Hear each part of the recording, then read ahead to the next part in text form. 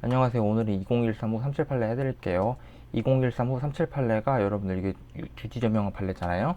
유명한 판례인데 여기에 두 가지 쟁점이 있어요. 첫 번째가 뭐냐면 여기 잽슨 청구왕 전제부 관련해서 이증 책임 관련된 사건이 있고요. 두 번째가 우리가 일사부재리 사건이 있단 말이죠. 이 두 개 다 중요한 거고 올해는 여기 일사부재리 관련해서 특히 더 중요하니까 이제 이 잽슨 청구왕 전제부 2013 후 378례 잘 알고 계셔야 되는 거예요. 여기 보시면 일단 사실관계부터 해드릴게요. 여기 보시면 갑, 을, 병이 있었어요. 갑이 출원해가지고 거절 이유 통지받고 보정한 다음에 등록됐어요. 그죠? 여기가 지금 입증 책임 관련된 거, 그 사실관계가 이렇게 되고요. 그 다음에 여기 보시면 여기 등록됐잖아요. 등록된 거에 대해서 무효심판 첫 번째가 청구가 됐어요. 그 다음에 기각심결 확정되고요. 무효심판 두 번째가 청구되거든요. 여기에서 이 무효심판에서 있잖아요. 이 무효심판에서 뭐가 쟁점이 됐었냐면 이 무효심판이 결국에는 그 심결 나오고 심결 취소 소송 나오고 그냥 대법원까지 가가지고 2013 378례가 나오거든요. 여기에서 이 두 가지가 이제 문제가 된 거예요. 첫 번째가 뭐냐면 우리 첫 번째가 뭐냐면 입증 책임 관련된 이제 잽슨 타입 청구왕 전제부 관련해서 여기서 이제 판례가 판시한 거고요. 그 다음에 일사부재리 관련해서 여기서 판시한 거예요. 이 판례에서 이 무효심판 그 심결에 대한 심결 취소 소송에 대한 대법원 판례에서 아시겠죠? 그 일단은 일사부재리부터 해드리자면 여기 첫 번째 무효심판 있고 두 번째 무효심판 있잖아요. 첫 번째 무효심판에서는 증거 1을 이유로 진보성 청구한 다음에요. 기각심결이 확정됐어요. 그 다음 두 번째 무효심판은 어떻게 했냐면요. 증거 1뿐만 아니고 증거 1, 2를 같이 청구했거든요. 그죠? 여기 보시면 여기는 증거 1, 두 번째 무효심판에서는 증거 1뿐만 아니고 증거 2까지 같이 청구하고 있어요. 그 다음 여기서는 신규성, 진보성, 확선 청구하고 있어요. 확선은 별로 안 중요하니까 우리가 신규성, 진보성 한번 봐봅시다. 신규성, 진보성 한번 봐봐요. 일사부재리가 뭐예요, 여러분들? 동일 사실, 동일 증거에 의해서 동일 심판 청구하지 못한다는 거잖아요. 동일 사실, 동일 증거에 의해서 동일 심판 청구하지 못한다. 그죠? 지금 동일 사실인지 여부는 여러분들 무효 심판에서 동일 사실인지 여부는 어떻게 판단하는 거예요? 무효 사유 여부로 판단하는 거예요. 무효 사유. 그리고 이제 권리범위학의 심판에서 동일 사실은 확인 대상 발명이 동일한지를 판단하는 거고 동일 증거는 여러분들 어떻게 판단하는 거냐면 케이스 1, 2, 3이 있어요. 케이스 1, 2, 3. 케이스 1이 뭐냐면요. 여러분들 전심판에서 증거 A였고요. 후심판에서 증거 A예요. 그리고 케이스 2가 뭐냐면 전심판에서 증거 A고요. 후심판에서 증거 B예요. 케이스 3이 뭐냐면 전심판에서 증거 A고요. 후심판에서 증거 A 플러스 B예요. 그죠? 여러분들 전심판에서 증거 A고 후심판에서 증거 A면 여러분들 여기 동일한 거예요, 안 동일한 거예요? 요거 동일한 거 맞아요. 그죠? 그리고 이제 전심판에서 증거 A고 후심판에서 증거 B면 여러분 이거 동일한 거예요, 안 동일한 거예요? 요거 안 동일한 거예요. 그리고 전심판에서 증거 A고 후심판에서 A 플러스 B면 여러분 요거는 우리가 중요 증거설에 따라서 신결을 번복하지 못하면 동일 증거고요. 신결을 번복할 수 있으면 동일 증거가 아닌 거예요. 아시겠죠? 여러분들이 확번유 하면서 중요 증거설로 외우는 거 있잖아요. 그거는 요 케이스에만 적용되는 거예요. 세 번째 케이스. 이 세 번째 케이스만 적용되는 거고요. 그럼 첫 번째 케이스랑 두 번째 케이스는 뭐예요? 이거 형식적 증거설 내지 증거 동일성설로 판단한다 그렇게 하거든요. 그러니까 증거를 대비해보고 똑같으면 똑같은 거고 다르면 다른 거다라는 게 형식 증거설 내지 증거 동일성설이에요. 아시겠죠? 첫 번째 케이스랑 두 번째 케이스에서는 우리가 중요 증거설로 판단하는 게 아니고요. 형식적 증거설 내지 증거 동일성설로 판단을 해요. 요게 이제 대법원 판례 입장이고 최근 판례도 그렇게 나왔어요. 특허법원 판례. 그죠? 그러니까 세 번째 케이스인 경우 요거 증거가 추가된 경우만 우리가 중요 증거설로 판단한다고 알고 계시면 되는 거고요. 우리가 이제 학설 대립이 있는 경우는 요 두 번째 케이스에서 종래 학설 대립이 있었어요. 왜 학설 대립이 있었냐면 첫 번째 교수님 첫 번째 교수님 첫 번째는 뭐라고 하냐면 아니 증거가 완전 다르잖아. 증거가 완전 다르니까 동일 증거 아니지 라는 그 교수님 1번이 있었고요. 교수님 2번은 뭐라고 하냐면 우리 판례 입장은 중유증거설이잖아. 중유증거설이지. 근데 증거 A를 이유로 진보성 청구하는데 기각심결이 확정됐어요. 그죠? 근데 증거 B를 이유로 진보성 청구하는데 기각심결 하고 싶어요. 무심판에서. 그러면 증거가 그 심결을 번복 못하니까 우리 판례 입장은 심결 번복 못하면 동일증거라고 하니까 중요증거설에 따라서 동일증거가 맞지라는 교수님 두 번째가 있었어요. 교수님이 2번은 동일증거가 맞다. 교수님 1번은 동일증거가 아니다. 아시겠죠? 여러분들 교수님 1번이 맞는 거예요. 교수님 1번이 이제 정철 교수님이고 대법원 판례 해설 입장이고 우리 이제 최근 판례도 그렇게 나왔어요. 아시겠죠? 여러분들이 요거는 이제 정리가 싹 된 거예요. 같은 증거면 동일 증거다. 다른 증거면 동일 증거 아니다. 증거가 추가되었을 때만 중요 증거설에 따라서 확번유로 판단한다. 증거가 신결 번복할 수 있는지 없는지로 판단한다. 이 세 가지로 판단하는 거예요. 아시겠죠? 이건 일사부재리의 대략적인 내용인 거고, 그리고 이제 첫 번째에서 무효심판 청구했고 두 번째에서 무효심판 청구했잖아요. 여기 동일심판 맞잖아요. 그러니까 우리 여기서 이제 일사부재리 한번 판단해 봅시다. 첫 번째 심판이랑 두 번째 심판이랑 일사부재리 저촉이 되는지 한번 봐볼게요. 첫 번째 심판의 심결 이후로 두 번째 심판의 심결이 일사부재리 저촉되는지 한번 봐볼게요. 여러분들 동일 사실이 맞나요? 아닌가요? 일단은 동일 사실이 맞아요? 아니에요? 여러분들 동일 사실이 아니에요. 왜냐하면 여기서는 우리가 이제 동일 사실인지 여부는 무효 사유로 판단한다고 했잖아요. 첫 번째 심판에서는 진보성만 판단하는데 두 번째 심판에서는 신규성, 진보성 모두 청구하고 있어요. 아시겠죠? 보시면 무효사유 외에 다른 무효사유가 추가된 경우에는 새로운 심판은 그 자체가 동일 사실에 의한 것이 아니다. 그러니까 무효사유가 추가되면 동일 사실이 아닌 거예요. 아시겠죠? 우리가 동일 사실 및 동일 증거여야 되는데 동일 사실이 아니니까 애초에 일사부재리 적용 안 돼요. 근데 여기 다시 한번 보시면 여기 증거 1이고 여기는 증거 1이잖아요.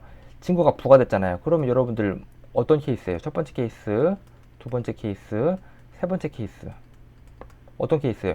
여기 첫 번째 심판에서는 증거 1이고 두 번째 심판에서는 증거 1 플러스 증거 2잖아요. 그러니까 세 번째 케이스인 거죠. 세 번째 케이스에 따라서 증거가 부과되었으니까 우리가 중요 증거설에 따라서 신결을 번복할 수 있는지 없는지에 따라서 이제 증거 동의를 판단하는 거예요. 근데 우리가 신결을 번복할 수 있는지 없는지 중요 증거설에 따라서 증거 동일성을 판단해봤는데 여기서는 동일 증거였어요. 아시겠죠? 1심판에서 증거 1 있잖아요.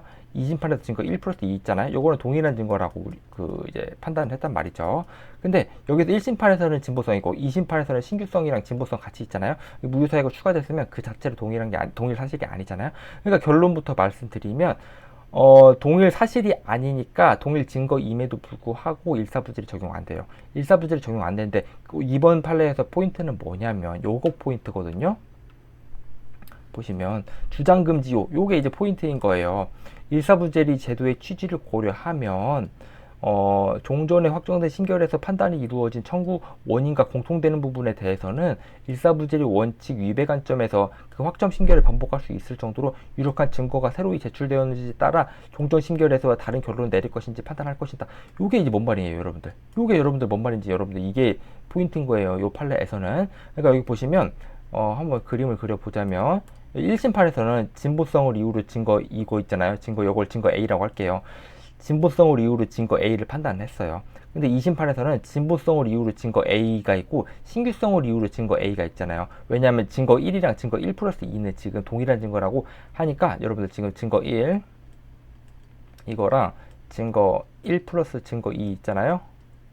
요거를 제가 간단하게 증거 A라고 할게요. 여기 증거 A 있고 여기 증거 A 있잖아요.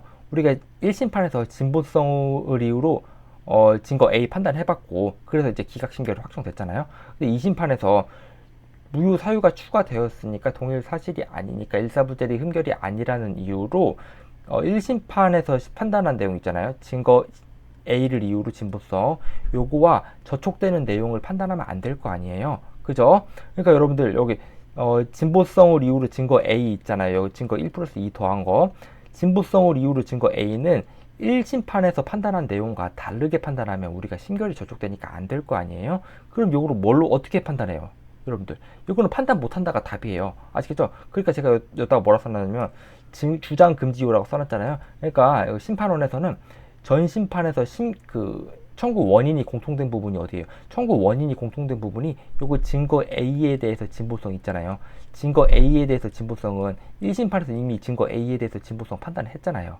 그죠? 그러니까 청구 원인이 공통된 부분에 대해서는 주장하지 못해요. 아시겠죠? 2심판에서 주장하지 못해요. 증거 A를 이유로 진보성 주장하지 못해요. 2심판에서. 그러니까 그 주장 자체를 못하니까 판단도 못하는 거예요. 아시겠죠? 이제 남은 건 뭐예요? 증거 A를 이유로 신규성이 남았어요. 진짜 아시겠죠? 보시면 여기 이제 증거 A를 이유로 신규성 요게 이제 남은 거예요. 지금 뭐 물론 신규성은 1대1로 판단하니까 증거 1, 증거 2 나눠서 이제 판단하겠죠. 근데 여기서 이제 잽슨 타입 청구항 전제부의 입증 책임이 나오는 거예요. 이 판례에서 여기서 나오는 거예요. 증거 A를 이유로 신규성 있잖아요. 여기서 이제 잽슨 타입 청구항의 전제부 그 판례가 나오는 거예요. 그거 하기 앞서서 우리가 요거부터 알아야 되는 거예요. 여기 입증 책임 여러분들 어떻게 판단하냐면요. 특허 발생 요건이 있고 특허 장애 요건이 있어요. 특허 요건 중에서 발생 요건이 있고 장애 요건이 있고 그 중에서 공지 사실 있잖아요. 공지 사실 요거는 우리가 특허 발생 요건은요. 거불복에 대해 심취소에서 출원인이 주장 입증하고요. 이게 만약에 특허 등록이 됐어요. 특허 등록이 되었으면 특허권자가 주장 입증하는 거예요. 아시겠죠? 그리고 특허 장애 요건 있잖아요. 특허 장애 요건은 그 출원인에 대한 상대방, 그 특허권자에 대한 상대방이 주장 입증하는 거예요. 아시겠죠? 그러니까 거불복에 대한 심취소에서는 특허 청장이 주장 입증하는 거고요. 그 다음에 이제 무효심판에 대한 심취소에서는 심판 청구인, 그러니까 특허권자에 대한 상대방이 이제 주장 입증하는 거예요. 특허 발생 요건이나 특허 장애 요건이랑 달라요.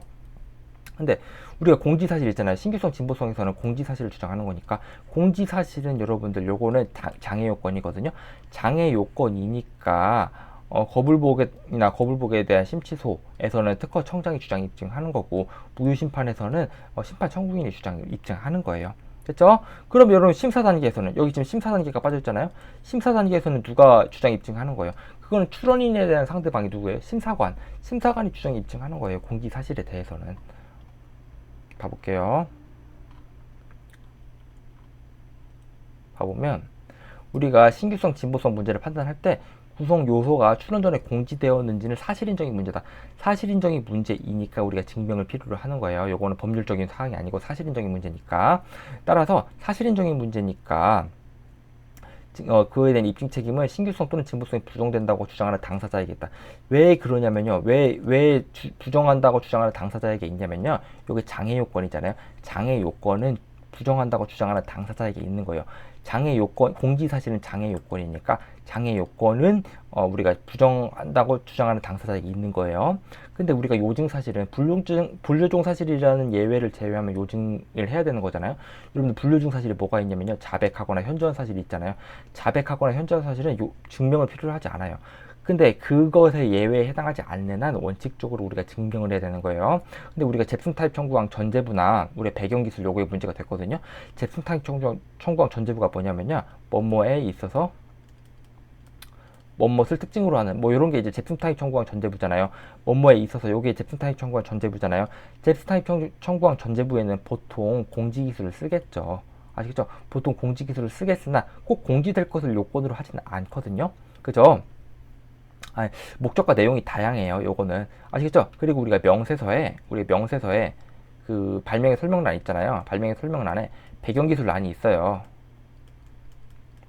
이 배경기술란에 우리가 이제 42조 사망 이유 때문에 이제 배경기술을 써야 되는 거잖아요. 배경기술란에 쓴 내용이랑 여러분들 배경기술란에 쓴 내용이랑 잽슨 타입 청구항 전제부에 쓴 내용이랑 그게 자백한 걸로 볼 수 있어요, 없어요? 요게 이제 포인트인 거예요.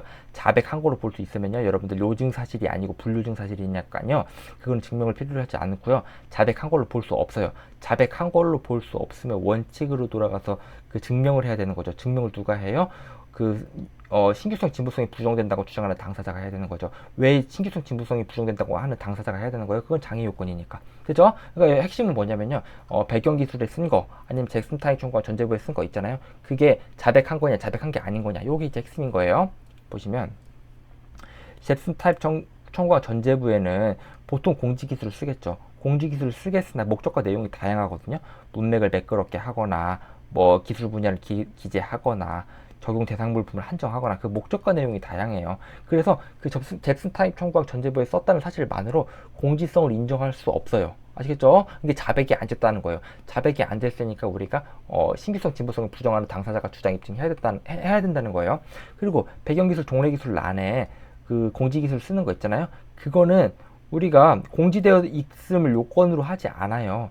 공지되어 있음을 요건으로 하지 않고 명세서 작성하는 사람이 아니 요 정도는 공지되었을 건데? 라고 하면서 이제 명세서 작성하는 거예요. 아시겠죠? 그러니까 잽슨 타입 청구항 전제부나 배경기술, 종래기술이나 모두 자백한 게 아니잖아요. 자백한 게 아니니까 불료증 사실이 아니잖아요. 불료증 사실이 아니니까 신규성, 진보성 부정한다고 주장하는 당사자가 주장 입증해야 된다는 거예요. 아시겠죠? 근데 여기서 우리가 입증 책임 완화를 하거든요. 왜 입증 책임 완화를 하냐면 우리가 심판이나 소송 단계도 아니고 심사 단계에서 만약에 요런 잭슨 타입 청구항 전제부에 기재하거나 배경기술 종래기술에 기재하거나 이런 거 있잖아요.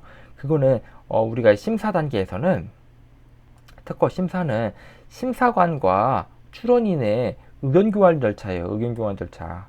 아시겠죠? 그러니까 우리가 이제 심판이나 소송처럼 이렇게 싸우는 게 아니고요. 뭐 심사관님 안녕하세요. 땡땡 사무소 누구입니다. 요거 지금 심사관 면담을 통해 가지고 지금 심사관님의 이제 내심 의사를 알고 싶은데요. 요거 정도 한정하면 이게 등록이 될까요? 아, 그렇군요. 그럼 여기까지 더 한정을 해야 될까요? 이렇게 의견 교환 절차를 하는 거예요. 아시겠죠? 그러니까 이걸 조금 이후에 공지되어 있을 것이라는 취지가 드러나는 경우에는 이거를 좀 심사 편의를 위해 가지고 적용할 필요가 있거든요. 그러면 우리가 자백한 건 아닌데 어느 정도로 우리가 입증 책임을 완화하냐에 대해서는 우리가 뭘로 판단하냐면 이건 사실상 추정과 복멸로 이제 판단을 하는 거예요.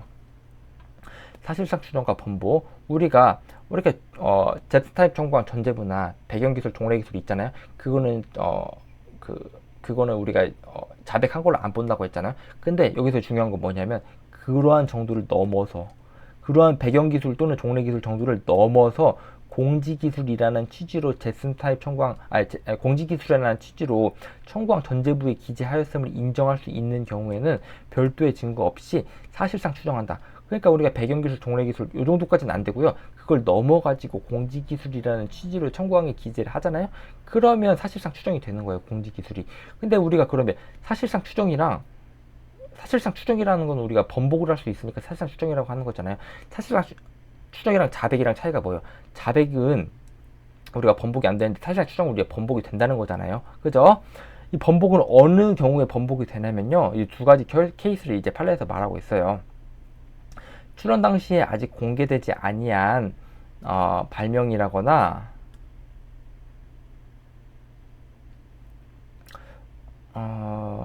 여기 첫 번째 케이스, 출원 당시 아직 공개되지 아니한 선출원 발명이나 첫 번째 케이스. 그 다음에 두 번째 케이스, 출원이 있는 회사 내부에만 알려져 있던 기술을 착오로 공지한 것, 요거 착오로 공지한 것으로 잘못 기재한 것, 요 두 가지 케이스에는요 여러분들 번복이 될 수 있어요. 그러니까 공지기술이라는 취지로 작성을 해서 사실상 추정이 됐어요. 공지기술이 사실상 추정됐어요. 근데 이 두 가지 케이스 있잖아요. 두 가지 케이스에 해당하면 다시 번복이 되니까 어떻게 되는 거예요? 번복이 되니까 신규성 진보성을 부정하는 당사자가 주장 입증해야 되는 거고, 아시겠죠? 그게 다시 이제 빠꾸로 해가지고 그렇게 돌아가는 거예요, 이 논리가.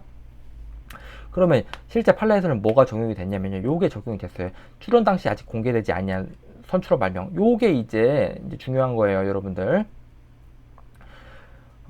이게 출원 당시 공개되지 아니한 거를 공지기술이라는 취지로 기재했다는 게 뭔 말이냐면요, 요거예요. 보시면 지금 출원을 했어요. 근데 거절의 통지를 받았어요. 거절의 통지를 받고 구성 4를 전제부로 보정을 했어요. 구성 4를 전제부로 보정을 하면서 종래기술을 공지로 인정하였습니다. 종래기술을 인정하니까 그 종래기술을 전제부로 제가 이제 보정을 하였습니다. 라고 공지임을 인정하는 취지의 기재를 했어요. 그러면 종래기술 정도를 넘어서 공지임을 인정하는 취지의 기재를 했잖아요. 그러면 공지성이 이제 사실상 추정이 되잖아요. 공지성이 사실상 추정이 되죠. 근데 여기서 종래기술 있잖아요. 이 종래기술은 출원 전에 공지된 게 아니고 출원 이후에 공지된 거였던 거를 이 사람이 의견서 쓰면서 잘못 기재를 한 거예요. 그러니까 출원 전에 공지되어야 우리가 이제 신규성 진보성 판단할 때 공지기술이잖아요. 근데 출원 이후에 공지된 걸 가지고 의견서에다가 종래기술이 인정합니다. 종래기술이 공지되었음을 인정합니다. 라고 쓴 거예요. 그러니까 여기 보시면 출원 당시 아직 공개되지 아니한 건데 출원 이후에 공개된 건데 이 공지임을 인정하는 취지를 기재를 했어요. 그러면 사실상 추정이 되었음에도 불구하고 번복이 되거든요. 번복이 되니까 다시 신규성 진보성을 부정하는 당사자가 이제 주장 입증해야 된다는 거예요. 아시겠죠? 요게 이제 실제 사실관계에서는 요게 중요했으니까 요거 잘 알고 계시면 되는 거고, 그 다음에 요거 두 번째 케이스는 뭔 말인지 아시겠죠? 출원인이 회사 내부에만 알려져 있던 기술을 착오로 공지한 경우, 그러니까 여러분들 비밀 유지 의무 있어가지고 회사 내부 사람만 알고 있는 거예요. 회사 내부 사람만 알고 있으면 여러분들 공지된 게 아니잖아요. 그죠? 공지된 게 아님에도 불구하고 이 사람이 공지된 걸로 착각을 해가지고 공지임을 인정하는 취지를 기재를 했어요. 그러면 사실상 수정이 되잖아요. 사실상 수정이 되는데 이게 번복이 돼가지고 회사 내부에만 알려져 있던 사정이 인정이 되면 다시 번복이 돼가지고 신규성, 진보성을 부정한 당사자가 주장 입증해야 된다는 거예요. 아시겠죠? 그러면 요거 판례를 한번 봐봅시다. 요 판례에서 두 가지가 이제 문제가 된다고 했죠. 일사부재리랑 우리가 이제 잽스타인이 청구한 전제부, 요게 이제 문제가 된다고 했죠. 이 무효심판에서 다시 정리를 해드리자면, 여러분들 여기 보시면 증거 1, 2가 있고 신규성, 진보성이 있잖아요. 확선은 별로 안 중요한 거니까 뺄게요. 증거 1, 2를 이유로 진보성 있잖아요. 증거 1, 2를 이유로 진보성, 요거는 무효심판 청구인이 주장하지 못합니다. 왜 주장하지 못해요? 여기 일사부재리와의 관계에서 일사부재리에 저촉이 되진 않는데 일사부재리 제도의 취지상 청구 원인이 공통된 부분에 대해서는 주장하지 못하잖아요. 그러니까 증거 1, 2를 이유로 진보성, 요거 주장 못합니다. 증거 1, 2로 진보성 주장 못해요. 그럼 신규성이 이제 문제가 되는데, 신규성이 여기서 입증 책임이 문제가 된 거예요. 여기 보시면